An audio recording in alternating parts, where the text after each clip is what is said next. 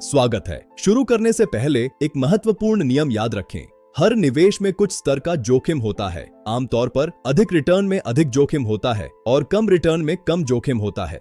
एक delivery partner के रूप में आपकी आय आपके दैनिक काम और आपके द्वारा पूरी की जाने वाली डिलीवरी की संख्या पर निर्भर करती है, लेकिन दीर्घकालिक वित्तीय सुरक्षा बनाने के लिए आज की कमाई से आगे की योजना बनाने की आवश्यकता है। नियमित रूप से एक छोटी राशि अलग रखने से आपको आपात स्थिति, भविष्य के लक्ष्यों और परिवार की जरूरतों, शिक्षा या सेवानिवृत्ति जैसे महत्वपूर्ण जीवन खर्चों के लिए तैयार रहने में मदद मिल सकती है।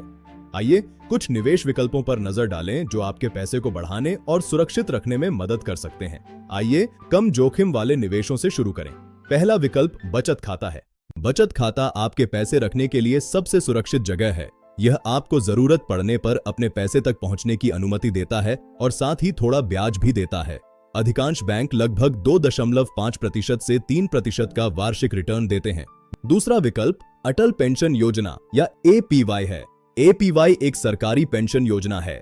आप हर महीने एक छोटी राशि का योगदान करते हैं जो आपकी उम्र और वांछित पेंशन राशि के आधार पर आमतौर पर 200 से 1000 रुपए के बीच होती है।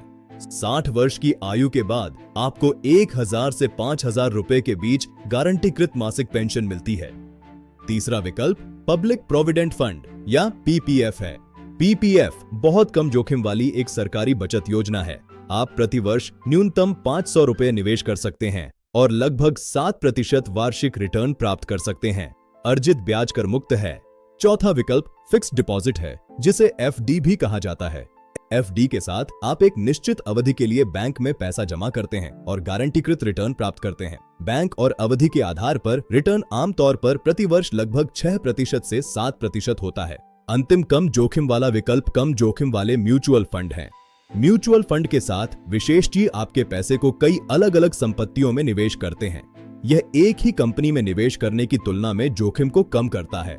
कम जोखिम वाले म्यूचुअल फंड आमतौर पर लंबी अवधि में प्रति वर्ष 6% से 8% के बीच रिटर्न प्रदान करते हैं। अब आइए मध्यम जोखिम वाले निवेशों पर नजर डालें। पहला विकल्प डिजिटल गोल्ड है। डिजिटल गोल्ड आपको फोन पे, पेटीएम या गूगल पे जैसे ऐप के माध्यम से ऑनलाइन सोना खरीदने की अनुमति देता है। सोने की कीमतें बढ़ और घट सकती हैं, इसीलिए रिटर्न की गारंटी नहीं है।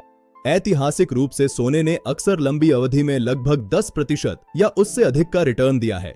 दूसरा मध्यम जोखिम वाला विकल्प इक्विटी म्यूचुअल फंड है। ये फंड कंपनियों के शेयरों में निवेश करते हैं। इक्विटी म्यूचुअल फंड में FD या बचत खातों की तुलना में अधिक जोखिम होता है क्योंकि कीमतें तेजी से बदल सकती हैं, लेकिन आप अधिक पैसा कमा सकते हैं। ऐतिहासिक रूप से कई इक्विटी म्यूचुअल फंड ने लंबी अवधि में औसतन लगभग 10% से 14% का वार्षिक रिटर्न दिया है। अगला है RBI रिटेल डायरेक्ट स्कीम। यह आपको सरकारी प्रतिभूतियों में निवेश करके सीधे भारत सरकार को पैसा उधार देने की अनुमति देता है। उन्हें उपलब्ध सबसे सुरक्षित निवेश विकल्पों में से एक माना जाता है क्योंकि निवेश सरकार द्वारा सुरक्षित होता है। तो आपको कौन से निवेश चुनने चाहिए? सही निवेश आपकी आय और आपके वित्तीय लक्ष्यों पर निर्भर करता है। यदि आप निवेश में नए हैं तो बचत खाता, APY, PPF या फिक्स्ड डिपॉजिट जैसे सुरक्षित विकल्पों के साथ शुरुआत करें। अधिक जोखिम वाले विकल्पों में निवेश करने से पहले एक आपातकालीन निधि बनाना महत्वपूर्ण है। यह चिकित्सा खर्च या वाहन की मरम्मत जैसी अप्रत्याशित स्थितियों के लिए अलग रखा गया पैसा है। उदाहरण के लिए कल्पना करें कि आप अपनी डिलीवरी से प्रतिदिन 1000 रुपए कमाते हैं और आपके दैनिक खर्च लगभग 700 रुपए हैं। शेष 300 रुपए की योजना इस प्रकार बनाई जा सकती है।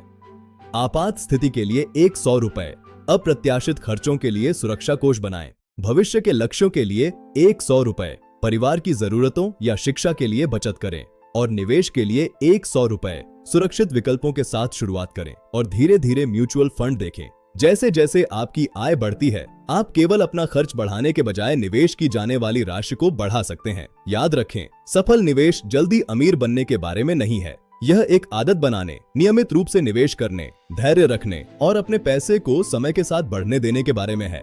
देखने के लिए धन्यवाद।